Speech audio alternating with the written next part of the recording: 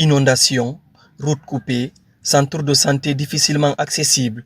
En Guinée, les catastrophes naturelles compliquent chaque année davantage l'accès aux soins pour les femmes enceintes et les nouveau-nés. Pour répondre à ces défis, le gouvernement du Japon et l'UNFPA ont lancé ce mardi à Conakry un projet de digitalisation des services de santé maternelle et néonatale, intégrant également la lutte contre les violences basée sur le genre. Lorsque les infrastructures routières deviennent impraticables et que les structures de santé sont fragilisées, ce sont les femmes enceintes, les mères et les nouveau-nés qui retrouvent en première ligne, payant le tribut le plus lourd à ces crises interconnectées. Pour l'UNFPA, il ne s'agit pas d'un simple projet de santé.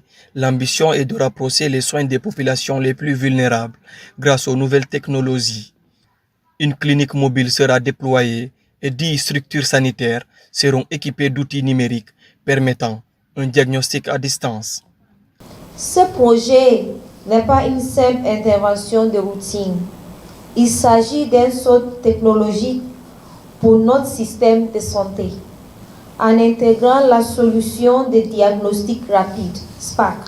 Sur le terrain, les autorités sanitaires espèrent surtout réduire les risques liés aux grossesses compliquées, particulièrement dans les zones isolées ou affectées par les intempéries. Les équipements permettront notamment de réaliser des échographies et de transmettre les données médicales à distance. Une échographie portable qui tient dans un sac. Elle permet à une sage-femme d'examiner une femme enceinte là où celle-ci se trouve, de repérer à temps une grossesse à risque, de prendre les bonnes décisions avant qu'il ne soit trop tard.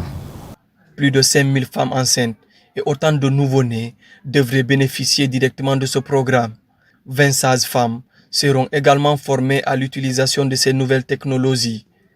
Pour le gouvernement guinéen, cette initiative s'inscrit dans la volonté de réduire les inégalités d'accès aux soins entre les centres urbains et les localités les plus reculées. La digitalisation n'est ni un gadget, ni un luxe réservé aux grandes villes. C'est un levier d'équité territoriale et de justice sociale capable de porter les services essentiels jusqu'aux populations les plus éloignées et les plus vulnérables. Autre dimension du projet, la lutte contre les violences basées sur le genre.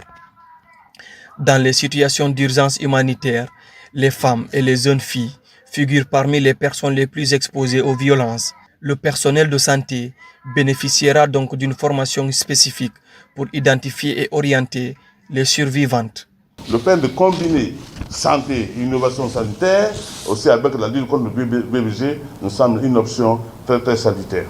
Financé à hauteur de plus de 393 000 $ américains, le projet permettra également de renforcer les capacités du personnel médical et la résilience du système de santé guinéen face aux crises futures.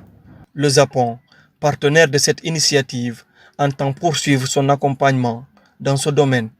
Grâce à cette initiative, environ 5280 femmes enceintes et 5016 nouveau-nés bénéficieront d'un accès sécurisé et de qualité à des services de santé vitaux.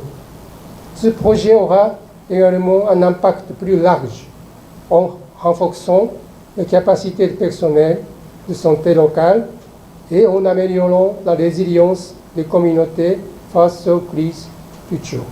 À travers ce partenariat entre le Japon, l'UNFPA et les autorités guinéennes, la technologie devient un nouvel outil pour rapprocher les soins des populations les plus vulnérables et renforcer la protection des femmes dans les contextes d'urgence.